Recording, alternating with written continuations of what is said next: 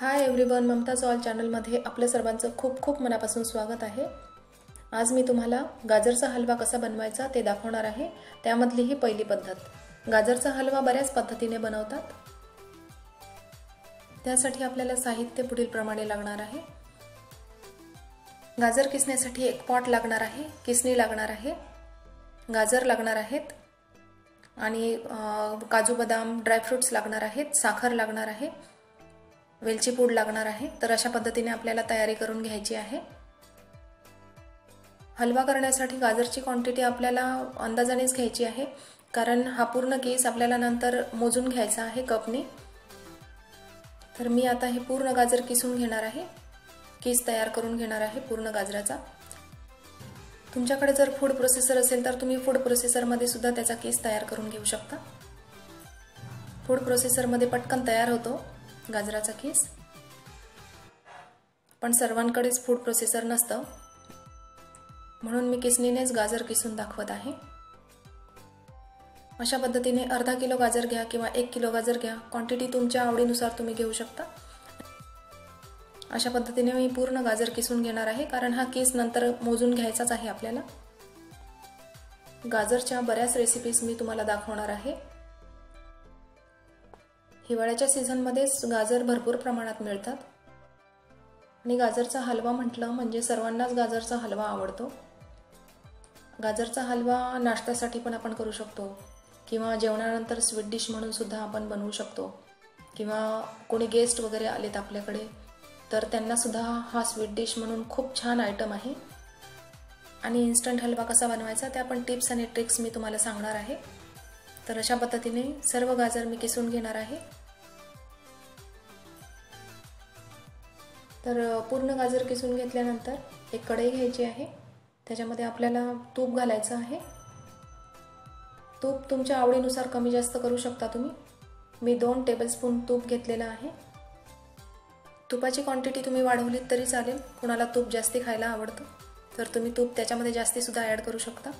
तर अशा पद्धतीने 5 कप केस मोजून घेतलेला आहे मी, तुम्ही बघू शकता।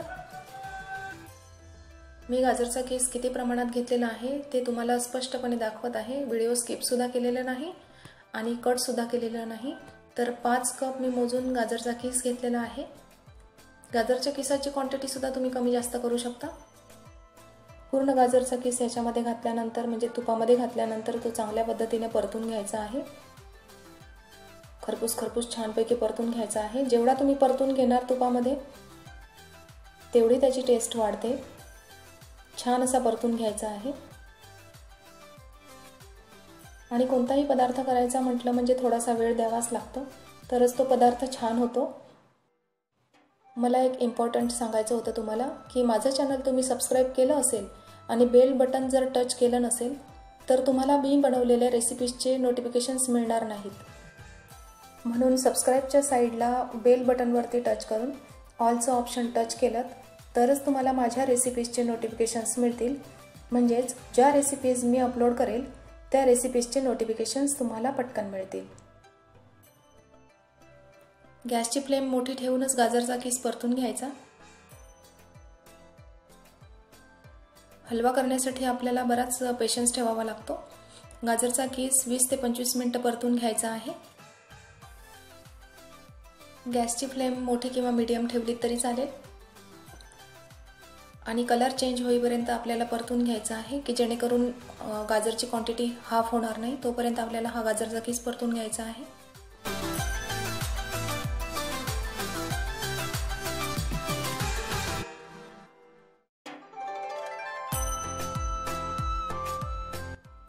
गाजरचा केस परतून झालेला आहे, त्याची क्वांटिटी कमी झालेली आहे। मी त्याच्यामध्ये दूध अंदाजानेच घालणार होते, पण तुम्हाला दाखवण्यासाठी क्वांटिटी दाखवत आहे। तर 4 कप मी दूध घातलेलं आहे आणि 4 कपच्या ऐवजी तुम्ही दूध 2 कप घातलं तरी चालेल। थोडासा ड्राय हलवा करायचा असेल तर दुधाची क्वांटिटी तुम्ही कमी करू शकता, कारण दुधाची क्वांटिटी कमी केली तर तो ड्राय होईल थोडासा। ज्यांना दूध जास्ती आवडतं त्यांनी दूध जास्ती घातलं तरी चालेल। आणि हलव्यामध्ये कोणी दूध घालतं, कोणी मिल्क मेड घालतं, कोणी खवा घालतं।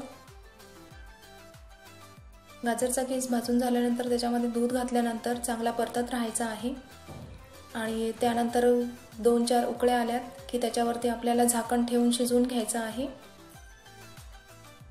झाकण ठेवल्यानंतर 8 ते 10 मिनिटं याला शिजवून घ्यायचं आहे। गाजरचा कीस बऱ्यापैकी शिजून झालेला आहे, चेक करून बघायचं। आणि त्याच्यामध्ये तुम्हाला जास्ती डार्क कलर हवा असेल तर तुम्ही फूड कलर सुद्धा घालू शकता त्याच्यामध्ये। आणि मी याच्यामध्ये आता खोबरा कीस घालत आहे। खोबरा कीस तुम्ही तुमच्या आवडीनुसार घालू शकता किंवा स्किप केलं तरी चालेल। मला खोबरा कीस आवडतो म्हणून मी ह्याच्यामध्ये खोबरा कीस घातलेला आहे, तर तुम्ही तुमच्या आवडीनुसार स्किप करू शकता किंवा घालू शकता, ॲड करू शकता। मी ह्याच्यामध्ये अंदाजानेच खोबरा कीस घातलेला आहे, हाफ कप खोबरा कीस घातला तरी चालेल।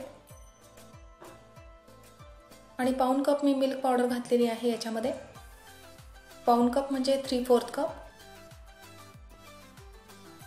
मिल्क पावडर हलव्यामध्ये ॲड केल्यामुळे टेस्टमध्ये फरक पडतो, तुम्ही घालू शकता किंवा स्किप पण केलं तरी चालेल।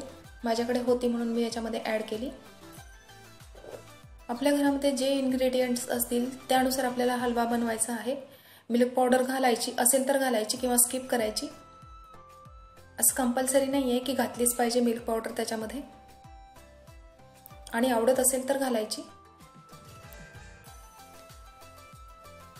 आणि व्हिडिओमध्ये दाखवल्याप्रमाणे मी 1.5 कप साखर घातलेली आहे। साखरचं प्रमाण सुद्धा तुम्ही कमी जास्त करू शकता, तुम्हाला जास्ती गोड आवडत असेल तर तुम्ही 2 किंवा 2.5 कप सुद्धा साखर घालू शकता। साखरचं प्रमाण आणि दुधाचं प्रमाण आपल्यावरती आहे डिपेंड, आपल्याला जेवढं दूध पाहिजे, जेवढा पातळ हलवा पाहिजे तेवढा तुम्ही पातळ करू शकता। आणि साखरचं सुद्धा तसंच, कोणाला स्वीटनेस म्हणजे गोडपणा जास्ती आवडतो, कोणाला हेल्थ कॉन्शियसवाले फिक्का हलवा खातात, तर तशा पद्धतीने हलव्यामध्ये साखर आणि दूधचं प्रमाण तुम्ही कमी जास्त करू शकता। आणि ह्याच्यामध्ये कोणी खवा पण घालतं तर कोणी मिल्कमेड पण घालतं।